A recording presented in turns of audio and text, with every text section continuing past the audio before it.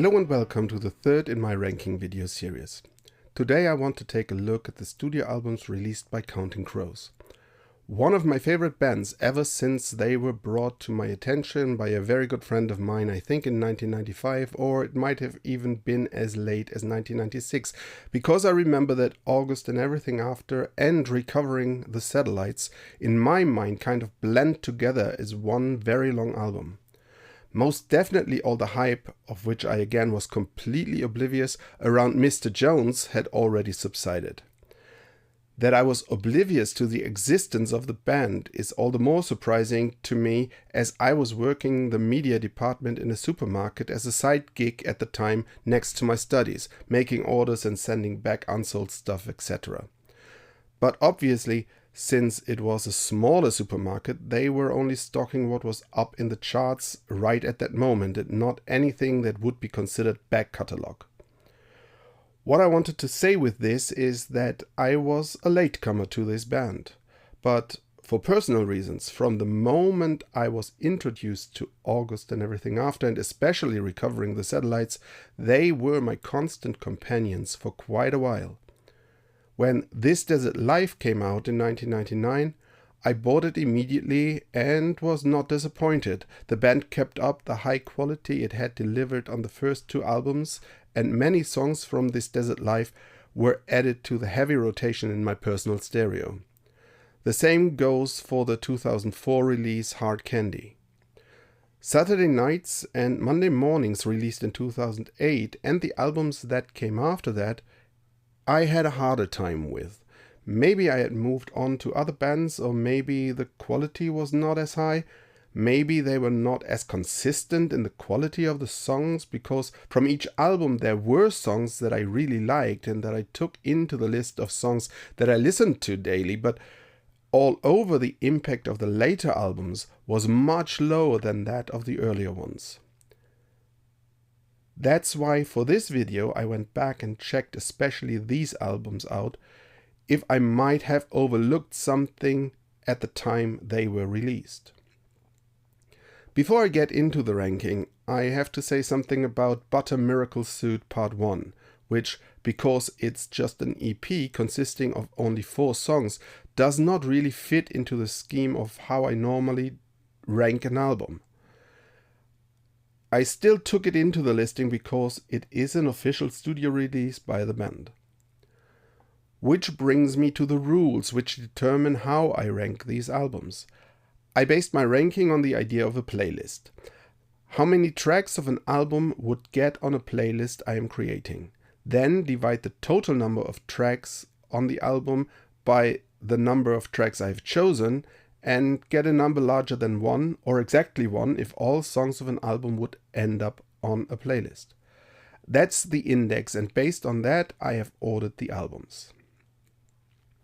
As per usual, I have disregarded any compilations or live albums, even though on the best of compilation films about ghosts one can find, depending on which edition one looks at, 2 or 3 songs that are not on any other album and that most definitely are worth checking out, like the Grateful Dead cover Friend of the Devil and the song Einstein on the Beach.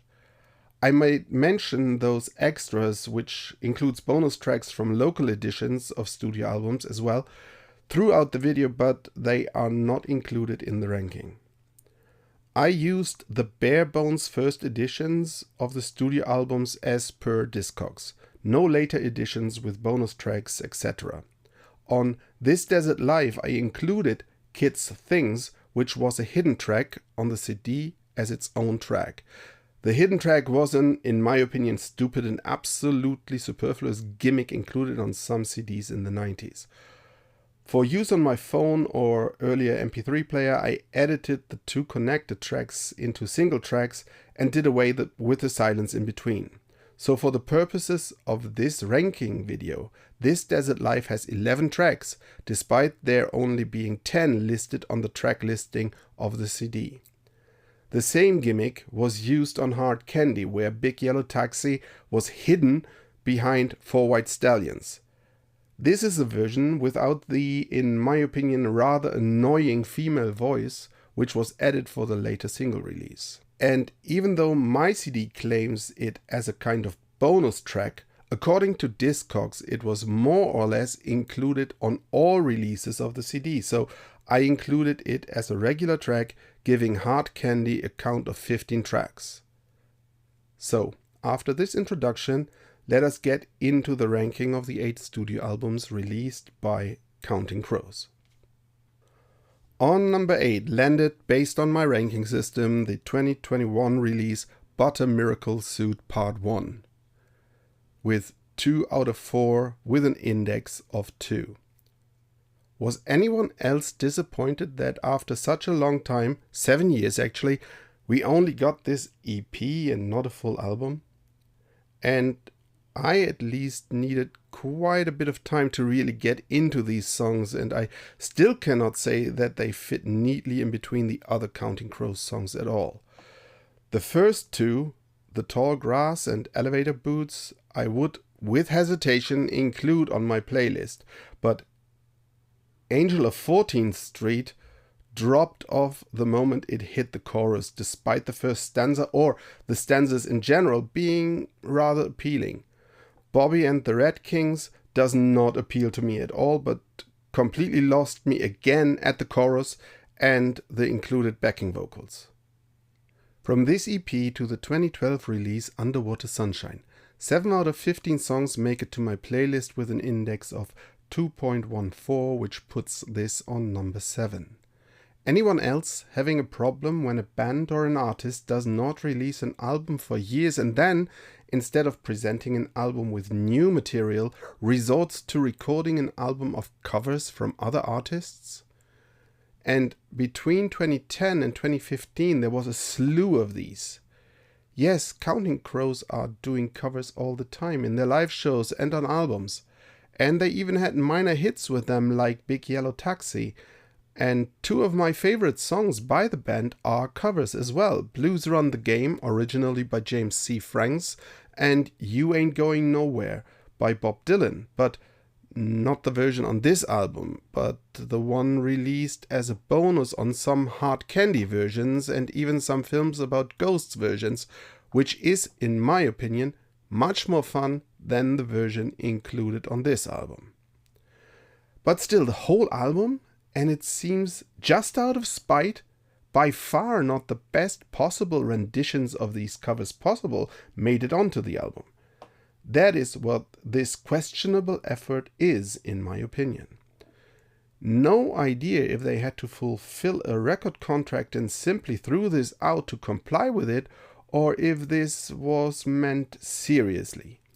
In either case, it is most definitely not their best effort. 7 out of 15 songs make it to my playlist, and at least one of them, Amy by Craig Fuller, is thoroughly enjoyable in my opinion. About You Ain't Going Nowhere, a Bob Dylan cover, I have already said that I prefer the earlier recording, but this one is okay. Further, the opener, Untitled Love Song, originally by Luke McMaster, Hospital by Kobe Brown, Like Teenage Gravity by Casey Anderson, Ooh La La by Ronnie Land and Ronnie Wood, Return to the Grievous Angels by Graham Parsons and Stanley Brown make it to my playlist. The rest is just, and especially for White Stallions, which was already included on Hard Candy, filler at best, failure in many cases, I am sorry to say. I think cover versions should be used as bonus tracks or in live shows, but not to fill a complete album. But that is just my opinion. Let us get back to a real Counting Crows album, and one that I just, based on my intuition, would have placed much higher than this number 6. The 1996 release, Recovering the Satellites, of which 9 of the 15 songs on the album make it to my playlist. That results in an index of 6.1. As already expressed, I have a deep personal connection to this album and its songs, but today, looking at it objectively, there simply are a few songs that I do not really like that much that I would put them on any playlist. The album opens with Catapult, and one immediately has a feeling that the band wants to show that they can go quite heavy and rocking if they need to. It feels as if they want to put as much distance as possible between this album and the previous August and everything after, which simply does not have any song that comes close to the style of the first two songs on this album. And song number 2, Angels of the Silences, underlines that difference, as well as quite a few other songs on this album, especially the title song, Recovering the Satellites. I can imagine that quite a few fans of the debut album were sitting there with raised eyebrows when they listened to these album openers. I really liked the album from the start, and as expressed before, to me August and this one actually form a unit that is hard for me to separate. Maybe the styles, because I listened to the songs from both albums mixed and mashed, complemented each other quite nicely, and the harder songs from Recovering broke up the more melancholic and slower ones from August. Today, going through the songs again, I actually sorted out a few that I really liked before, like Goodnight Elizabeth, for example, does not make the cut because I find it a little boring now, but I listened to it quite a lot earlier. Have You Seen Me Lately just does not speak to me anymore, despite it seriously being a pick-me-up song at the time of release. Again, personal history. Miller's Angels, I always, even at the time of release, found a little boring and a little whiny. Another Horse Rose Blues loses me already at the start. Maybe I always think of the song Marjorie, which can be found on bootlegs of the 1994 tour, which I really love because of the reuse of the name here. Walkaways I actually like, as I do not really dislike any of the songs that did not make it to my playlist now, but it is just not a good fit with just the acoustic guitar and the shortness of the whole thing, which is, in my opinion, conceived as an album ender from the outset. So, I will just be listing the songs that do make it to my playlist now, especially since I already said something about quite a few of them. There are Catapult, Angels of the Silences, Daylight Fading, I'm Not Sleeping, Children in Bloom, Recovering the Satellites, my favorite next to Long December, of which you can find the upscaled video with a 5.1 mix on my channel, by the way, Monkey, and Mercury. In 2002, Hard Candy was released, which I rank on number 5 with 10 out of 15 songs that make it onto my playlist. That is an index of 1.5. The opener, Hard Candy, ran in heavy rotation for me for ages and is my absolute favorite from this album. The clang of electric guitars, the piano, the mood, it just fits perfectly. And yes, it is reminiscent of Mrs. Potter's Lullaby from This Desert Life. American Girls is a good song. It was released as a single, but it is a step down from Hard Candy. Good Time does not make it to my playlist and never has, and my judgment has just been reinforced by listening to it for this again. I do not have the feeling it is going anywhere. The instrumentation and melody is just not appealing to me. Goodnight LA. The hymnal-like opening already kills this for me, and I find it rather boring all over. It is moody for moodiness' sake, in my opinion. Miami, the intro is really too long and boring, and the effects in the first chorus are just mind-boggling. I cannot even describe them. And the violins that come in flying in the second chorus, what is that? Not even the guitar solo, which I deem quite uninspired, can save this one. Four White Stallions. I seriously do not understand what it is with this song, that there are several studio versions of it. I never bothered to try to find the original because this, or the other versions of this, seriously did kill all interest. The steel guitar and the guitar solo? Seriously? No, not mine, never. Big Yellow Taxi, even though I prefer this version to the later single version with Vanessa Carlton added for whatever reason, this one with the drum samples and other effects just never did it for me.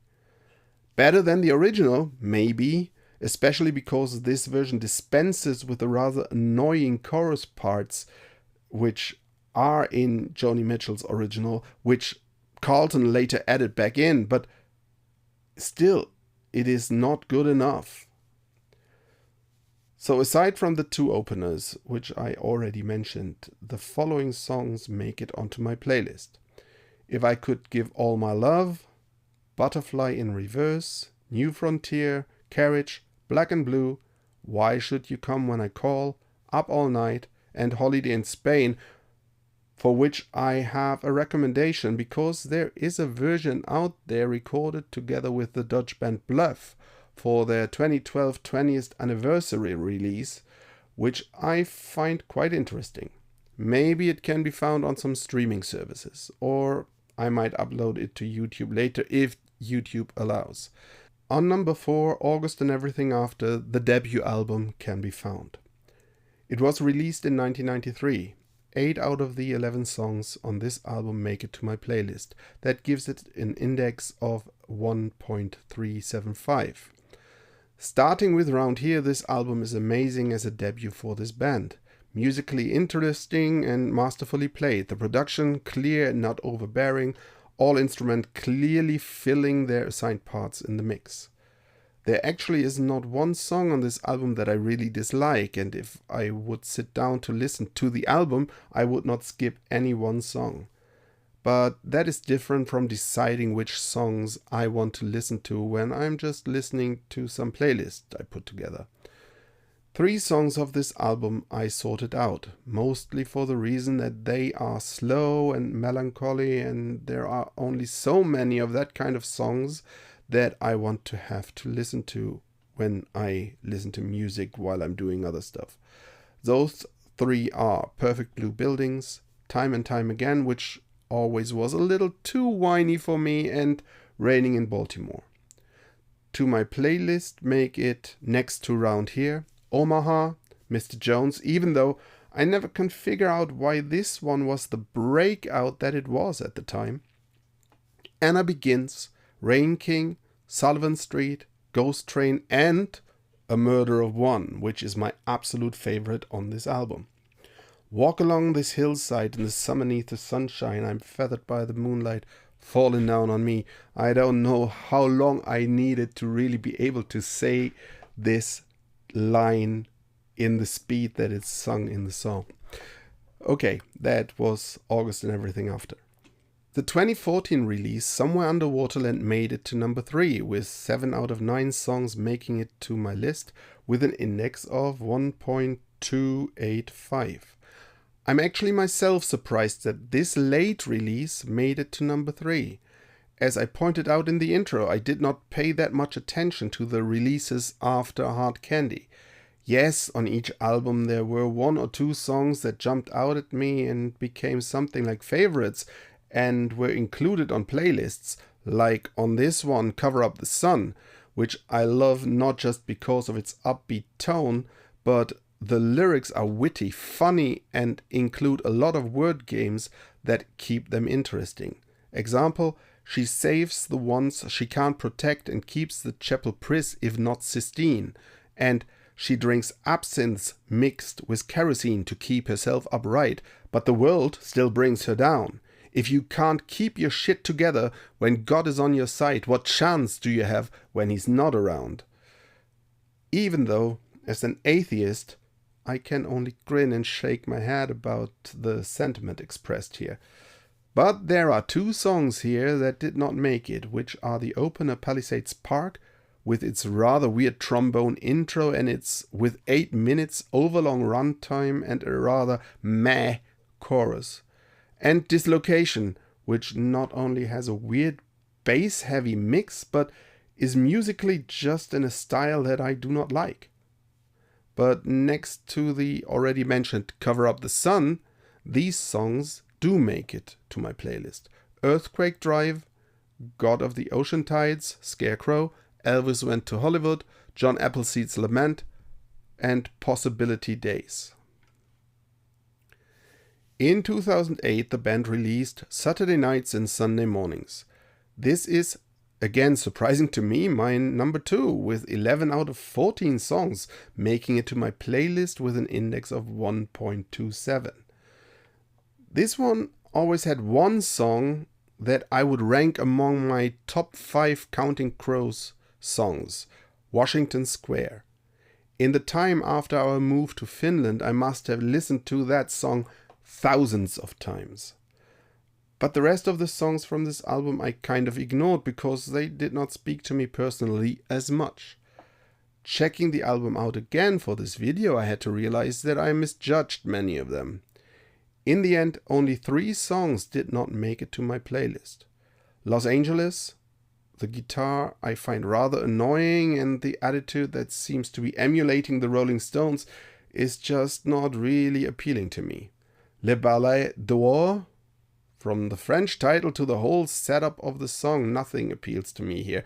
Not the style of singing, not the sparse way the instruments are used, nothing. On a Tuesday in Amsterdam. Is this a dirge? A funeral march? What is this? A piano ballad that Duritz has done better several times. Mainly whining, "Come back to me," is not interesting.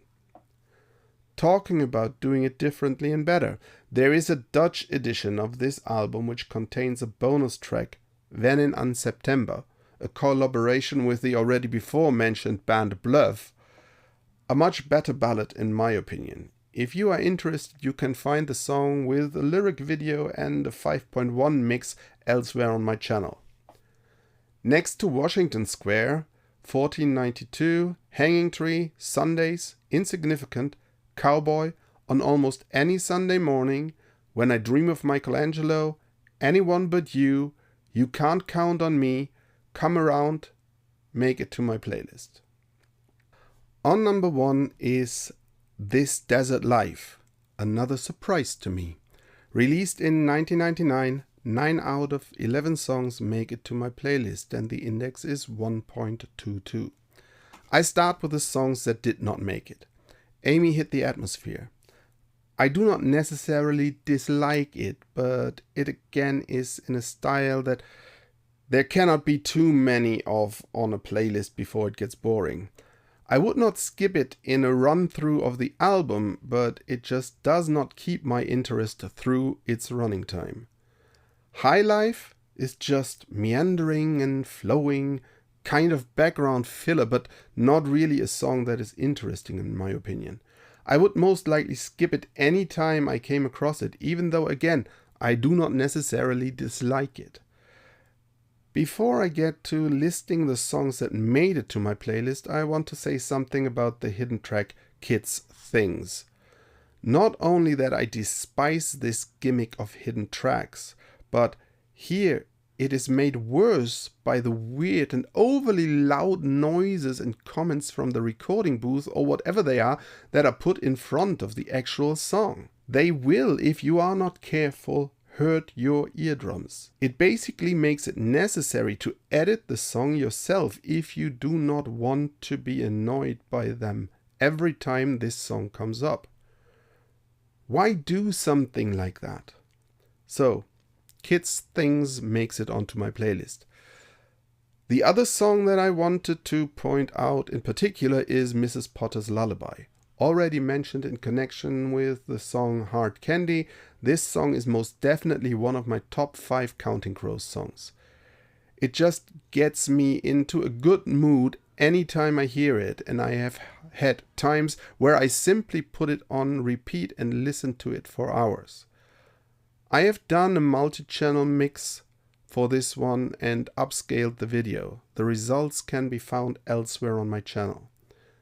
The rest of the songs are Hanging Around, 4 Days, All My Friends, Colorblind, I Wish I Was a Girl, Speedway, and St. Robinson in His Cadillac Dream make it to my playlist. So, that is my ranking of the Counting Crows studio albums. I hope you found it interesting and maybe there were some bits of information in between that you were not aware of before. If you enjoyed this video, please just leave a like and maybe consider subscribing to the channel. Otherwise, I see you whenever I see you, and goodbye.